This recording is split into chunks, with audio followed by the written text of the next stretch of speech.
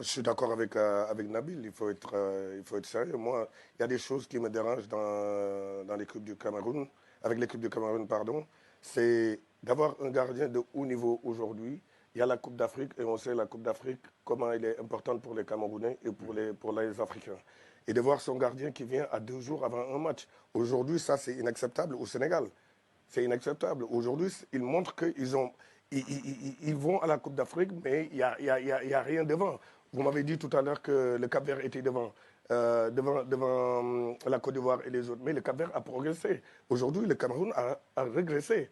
Aujourd'hui, j'ai mal pour les supporters camerounais, j'ai mal pour les Camerounais parce que le Cameroun devait être à une place.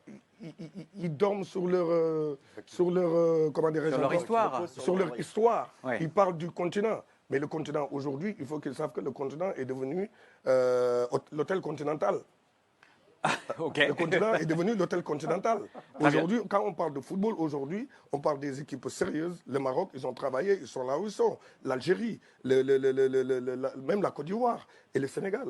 Aujourd'hui, il faut que, moi je dirais que je parle avec beaucoup de personnes qui sont à la fédération et qui sont aussi dans l'équipe. Ils ont un problème de gestion. Aujourd'hui, le vrai problème du Cameroun, ce n'est pas sur le terrain, c'est un problème de gestion. Et je crois que l'équipe qu'on m'a dit tout à l'heure, moi je ne regarde pas l'équipe du Cameroun. Tout ce que je regarde, c'est ce que le Sénégal va m'amener. Aujourd'hui, on a des très bons joueurs. Oui. Ils vont nous donner, peut-être que demain ils vont venir physiquement, ils vont nous donner. C'est à nous de jouer notre jeu et de ne pas regarder ce qu'ils vont faire. Je le redis aux Camerounais, j'ai rien contre les Camerounais, je l'ai dit et je le répète. Je vous ai même dit que j'ai mal pour le peuple et les supporters camerounais. Parce que le football, une fédération doit être une institution. Et surtout au Cameroun. Parce que quand vous avez commencé à gagner, personne n'a gagné. Aujourd'hui, posez-vous la question pourquoi le Cameroun ne gagne plus. Est-ce que vous avez des centres de formation? Est-ce que vous avez aujourd'hui l'institution? Aujourd'hui, vous avez des infrastructures. Aujourd'hui, est-ce que la fédération, elle est derrière cette équipe? Est-ce que les jeunes sont épanouis dans ce cadre? Mais je n'ai rien dit aux Camerounais. Maintenant, ce que je dis, je le répète.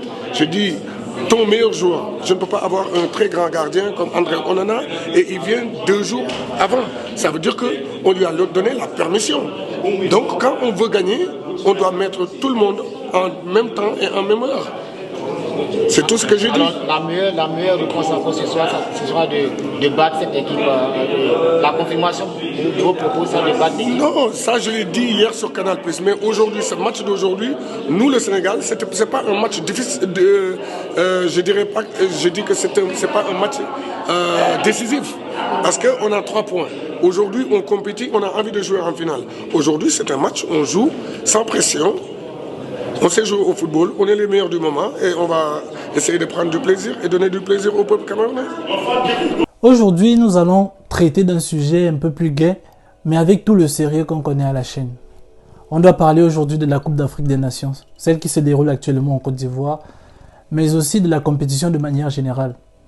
Il faut qu'on en parle, pas seulement parce que le sujet est vendeur en ce moment, mais aussi parce que personne n'aborde le sujet de manière dépassionnée. Oui, la CAN c'est un jeu. Oui, la CAN c'est de la distraction, c'est même de la diversion. C'est un moyen pour certains de faire diversion. Spécialement pour certains gouvernements, ou pour de nombreux gouvernements, de dissimuler leur impéritie et de dissimuler aussi certains problèmes qui affligent les sociétés qu'elles sont censées diriger. Oui, il faut oublier à la jeunesse africaine certains des défis qui l'attendent et ceux auxquels ils doivent faire face au quotidien. Mais c'est aussi l'une des rares occasions qu'ont les cultures, les peuples et les nations africaines de se retrouver et de communier. Je dirais même que c'est un moyen d'expression du panafricanisme que nous prenons. Car oui, la CAN ne se résume pas à des jeunes Africains qui tapent dans un ballon. Elle a aussi La CAN revêt aussi des enjeux politiques, socio-culturels et même économiques. Alors si tu veux tout savoir sur les implications d'une CAN pour le pays qui l'organise, mais aussi pour le continent de manière générale, car il y en a plein.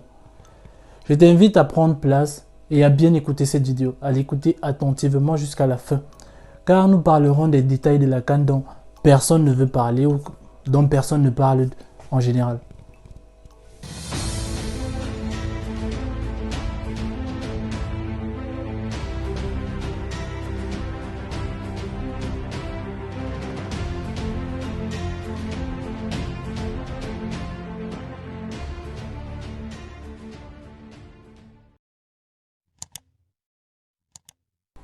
La Coupe d'Afrique des Nations est une compétition majeure de football. La compétition a été créée en 1957 et elle se déroule désormais tous les 2 ans, réunissant les meilleures équipes nationales africaines. La compétition est organisée par la Confédération africaine de football et représente, en tout cas pour moi, l'apogée du football sur le continent africain. Mais au-delà de son aspect sportif, la Coupe d'Afrique des Nations a des implications profondes et diverses. Elle touche notamment à des aspects politiques, socioculturels et économiques. La CAN est bien sûr une vitrine du talent footballistique africain. Elle offre aux enfants du continent l'opportunité de briller sur la scène internationale car elle est diffusée dans le monde entier. C'est l'occasion alors pour un grand nombre de jeunes talents, inconnus du grand public, de faire voir de quoi est-ce qu'ils sont capables. Et beaucoup d'ailleurs saisissent à chaque édition cette opportunité qui leur est donnée. Je pense notamment au meilleur joueur de la Coupe d'Afrique des Nations 2017, Bassoko, que personne ne connaissait avant la compétition, ou encore tout récemment, le jeune Camara qu'on a découvert lors du match Sénégal-Gambie. Et hormis la vitrine que la CAN représente, elle suscite aussi un engouement passionné parmi les supporters. Il renforce ainsi le sentiment d'identité nationale et continentale. S'il y a un moment où j'ai remarqué que les replis communautaires sont presque inexistants dans les pays africains, c'est assurément lorsqu'il faut soutenir son équipe nationale. Le temps d'un match ou d'une compétition, on oublie sa tribu, son ethnie et on ne pense qu'à la gloire du pays. Personne n'est Bami, personne n'est Fon, personne n'est Awoussa, Baolé, Bété et j'en passe. Il n'y a plus que des Camerounais, des Ivoiriens, des Sénégalais, des Maliens et voire des Africains. C'est le premier et peut-être le plus important à mes yeux des aspects de la compétition. La fusion, la symbiose entre les peuples africains qui est créée pendant la Coupe d'Afrique ne se limite même pas qu'aux populations d'un même pays. Pendant la Coupe d'Afrique, de nombreux supporters soutiennent des nations de football qui ne sont pas les leurs.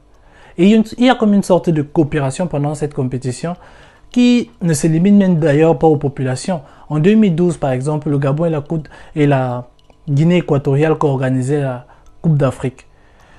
La Coupe d'Afrique peut donc être exploitée comme une sorte de catalyseur qui va ainsi favoriser la coopération et la compréhension entre les nations africaines, incitant à une sorte de panafricanisme.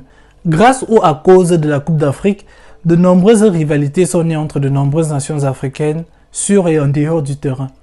Je pense notamment à la fameuse rivalité entre la Côte d'Ivoire et le Cameroun, qui a presque toujours existé. Avant, c'était Didier Drogba, Samuel Eto'o qui est le meilleur. C'était une sorte de comparaison permanente. Elle est d'ailleurs encore d'actualité. Mais aujourd'hui, elle est beaucoup plus large.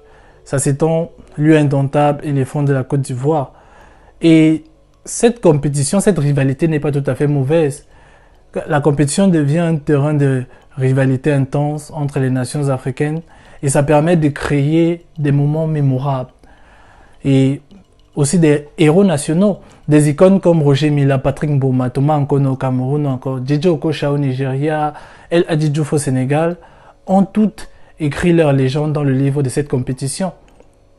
Et l'organisation de la Coupe d'Afrique est souvent aussi perçue comme l'opportunité pour les pays hôtes de renforcer leur image sur la scène internationale. Et si au départ cela a réussi à la Côte d'Ivoire lors de la CAN qui se joue actuellement sur son sol, elle est en train de ternir son image avec les expulsions arbitraires qui sont effectuées ou requises depuis peu. Que deviennent les libertés d'expression lorsqu'on arrive sur le sol ivoirien? J'ai appris en naviguant sur Internet que des Algériens se sont fait expulser car ils auraient critiqué le pays ou l'organisation de la compétition par le pays. Et actuellement, une jeune supportrice camerounaise est aussi sur la sellette tout simplement parce qu'elle s'est gaussée de l'état des routes en Côte d'Ivoire. Est-ce normal dans un pays où on est censé jouir de certaines libertés, notamment celle de s'exprimer? J'attends vos réponses en commentaire, mais en tout cas, moi ça ne me semble pas normal. Bien sûr que les campagnes de dénigrement des pays africains sont exécrables. C'est même irrationnel d'aller dans un pays africain et au lieu de présenter son beau visage, on choisit délibérément de montrer ses facettes les moins attrayantes. Surtout lorsqu'on sait que ces mêmes jeunes africains savent nous vendre leurs belles vacances dans des pays européens, asiatiques et je ne sais plus où. Mais quoique, cela permet aussi de constater que certains gouvernements savent et peuvent utiliser la compétition comme un moyen de détourner les attentions des problèmes internes, mais aussi comme un moyen de promouvoir une image positive à l'étranger. Je pense que la CAN 2022 en est une preuve palpable. Elle a été la couverture d'un grand nombre de détournements de fonds publics, mais aussi la compétition a servi à vendre au monde l'image d'un pays dans lequel on peut jouer au football, circuler librement partout. Et pourtant, encore aujourd'hui, il y a une guerre dans les régions dites anglophones du pays et de nombreuses tensions sociales sont encore présentes au Cameroun. Mais pour revenir au bon côté, la CAN est aussi un événement culturel majeur qui permet de rassembler les personnes de différentes régions, langues et traditions autour d'une passion commune. Elle offre aussi aux cultures africaines l'occasion de se manifester à travers la musique, la danse et d'autres formes d'expression artistique lors des différentes cérémonies d'ouverture et de clôture. Elle peut aussi influencer le mode de vie des populations en stimulant l'activité économique liée aux festivités et aux célébrations de la Coupe d'Afrique. La Coupe d'Afrique génère d'ailleurs d'importants revenus tant pour la CAF que pour les pays hôtes à travers la vente des billets, les droits de diffusion télévisée et les partenariats commerciaux. Elle stimule aussi le tourisme, le secteur hôtelier, mais aussi la restauration et le commerce de manière générale dans les villes hautes. Les retombées économiques sont aussi long-termistes car le renforcement des infrastructures sportives et touristiques des pays organisateurs ne disparaissent pas après la CAN et peuvent donc continuer à être rentabilisés. En conclusion, la Coupe d'Afrique des Nations va bien au-delà d'un simple événement sportif.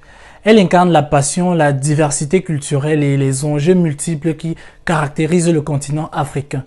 C'est un phénomène complexe reflétant à la fois les défis et les opportunités auxquelles l'Afrique est confrontée dans ce contexte mondial contemporain.